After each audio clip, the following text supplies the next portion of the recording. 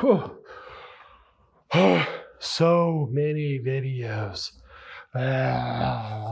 Actually, I'm really having a lot of fun. I'm not gonna lie. Like talking to myself in front of the camera is pretty cool. I might like later on have my wife sit down in front of me and talk to her because she remembers nothing about social studies, and it helps me to have an audience. I really like an audience. I like being on stage, but I digress. So today we are exploring what is called media bias by Mr. Doherty. I do believe that we're focusing on the Revolutionary War, not some media bias. Yeah, you're right and you're wrong, all right? So we're still in revolution. We're still in the Revolutionary War. We're still looking at people getting mad about taxes and stuff like that. My bracelet smells so good. Anyways, we're still focused on that. But one of the key pieces is understanding this. If you are passionate about something and you want to make change, you always need a group who's going to support you in the process, right? That's why protests are so big. It's not just one person. Unless there's a protest in the town I live in. I did see one person sitting on the corner of a street with a sign. That was it. But, you know, some things are different. So we're going to focus on media bias today. And this is essential for a few reasons. One, it's essential to understand media bias and propaganda, or like the pushing of information to persuade someone. That was a key piece to start the Revolutionary War. Thank you, Paul Revere. That's the first piece, all right? So it's actually essential for the Revolutionary War. Secondly, media bias is a reality that we face every single day. Here's a crazy truth. Humans, or as my cat would say, humans, we don't judge him for that, it's adorable. Humans are inherently biased. It's called subconscious bias. We all create a bias or a perspective on something. Whether we really like this or really dislike this, as an individual, we all have specific bias. That's not good and that's not bad. It's about being human. In today's world, though, media is extremely biased. Media is in like news information. When we're soaking information in, we're getting that from the media, all right? This is not a bash on CNN. It's not a bash on Fox. It's not a bash on the Blaze. Well, it might be a bash on the Blaze. It's not a bash on any network or news station. News station. Seriously. It's recognizing what we read on a daily basis. Remember, I said in my About Me video, if you watch that I read all the time. I read the same topic sometimes through 5 or 6 different media outlets. Why? Because I want a concrete picture of what's going on, not just one perspective. That's something that is crucial for a social scientist. When we're coming up into a presidential election, it is critical to look at media bias, because some media outlets are going to support one candidate, some are going to support another candidate. It's our job as individuals, as citizens, as people who vote, or future voters, to be able to differentiate fact from fiction. All right, makes sense so far? Cool. So that's the second reason. We're going to visit media bias a lot this year because it is substantial through the history of the United States. It is something that we are very good at. Understand this though, we're not the only place. Media bias, once again, as I said, it's a human element, which means it's universal. It happens no matter where you are on this planet. There's going to be a biased perspective on everything, all right? I have a very good friend, one of my best friends from college. Met her when I was a sophomore, she's a freshman. Her name's Jo. Her real name is Johanna, but I call her Jo because I have permission to do that. Jo is from Sweden. Jo, when I first met her, she didn't speak English and I didn't speak Swedish. Now she speaks English. I still don't speak Swedish, but we've been friends for 14 years now. She actually just had her first kid, which makes me feel kind of old, but good job, Jo. So one of the things that was interesting is when we talk, we're from 2 different cultures. Yes, even though my ancestors are European and she lives in Europe, we still have very different perspectives because in the end, she's Swedish and I'm American, and there's a big difference there, right? So we always compare. We have different perspectives, and that's normal, and that's fine, and we're mature enough, she's mature enough to recognize that and respect it on both sides, right? I wish I would have had those tools that I have now when I was your age in middle school. So I'm trying to supply you a little bit with that today. All right, it's a pretty big intro, but like this is a very critical piece. This is a super important piece of understanding social sciences, understanding the humanities, and really understanding how the world works around you.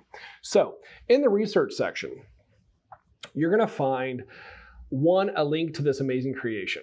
Okay, just trust me, it's cool, it's cool, it's cool. So you're going to see 2 different art pieces that are depicting the Boston Massacre. All right, Boston Massacre is what happens when somebody decides to put rocks in a snowball. You know that person. You know the one. When it snows outside, everyone's like, snowball fight, aha! And then you get that jerk over on the hill. They're like, yo, check this out, it'd be really, really cool. And they pack the thing down like it's ice. You know, heat and pressure. Like you get diamonds and you get ice. That's 2 things you can get with heat and pressure. Well, that and like nausea, but that's not the point. They crunch it down, right? It's super hard. They throw it.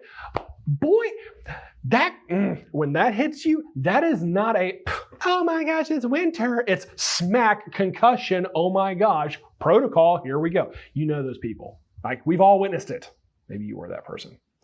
Okay. Why did I say all that? Oh, yeah. So, the Boston Massacre really started as a snowball fights.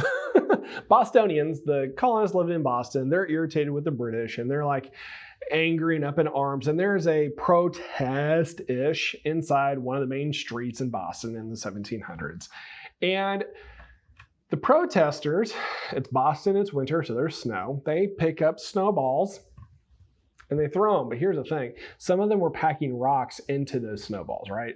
So they hit a soldier in the head. Guess what? It's actually going to hurt.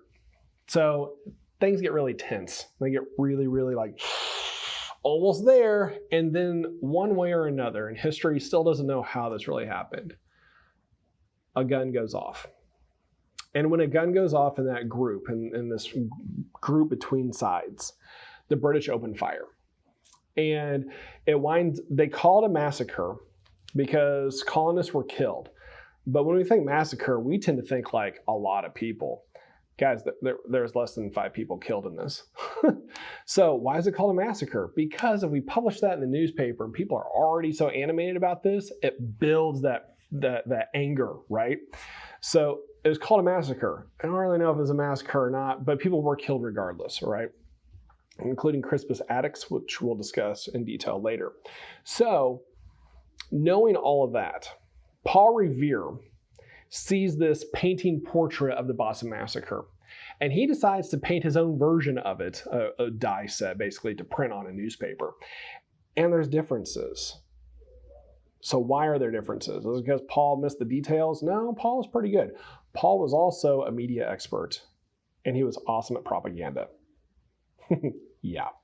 So you're going to take a look at these 2 side by side. And I want you to just analyze what are the differences. It really is one of those like 2 pictures that are the same, like, okay, which one's missing this versus this? It really is that in real time. Also, check out the video from University of Texas at Austin. This is a professor that talks about media bias in the modern day and why it's so important and how it's good and bad, both in our society. Critical video. Definitely watch it. It's like 4 minutes long. Super, super valuable. I was actually really happy that I found that one. Then, that's all research. Next, let's see, scrolling. Your first task. You just need to answer 2 or 3 questions, your choice.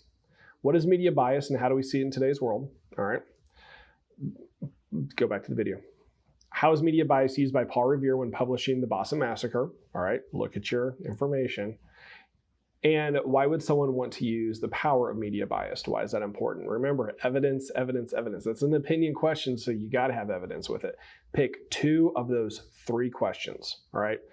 Type it down below, submit. Got it? That's your first task. This was a loaded session. This is a loaded one. Your second task. This is going to be a lot more interesting. So you looked at media bias and trying to understand what it was in the Revolutionary period. Now it's your turn to find it in the modern day. It should take you like 3 minutes. So here's your task. You need to find an example of media bias in the current day. You are to find an example of media bias in 2020. That's the modern day. Yeah, we're still in that year. I know, it hurts me too. Utilizing the entire realm of cyberspace, find and identify media bias. Be sure to explain why the article that you found is biased, and also demonstrate who are the people groups or person or entity that the article is favoring. All right. This is not a discussion. This is something you're just submitting to me. So don't worry about like argumentations, debates, and things like that. I want to see, can you identify media bias? Because the vast majority of American citizens that can vote today actually cannot identify media bias. Weird, right? I can tell you when I was in middle school and high school, we were never taught media biased. If you wanted to be taught media biased, you took a newspaper class or a journalist class, which we didn't have in my tiny town. So yeah, kind of a longer video today. Sorry. Gives you your information. Follow through. Get it all submitted. All right. I'm here if you have any questions. All right. Good luck, guys. This is going to take you a little bit, but I am here for support.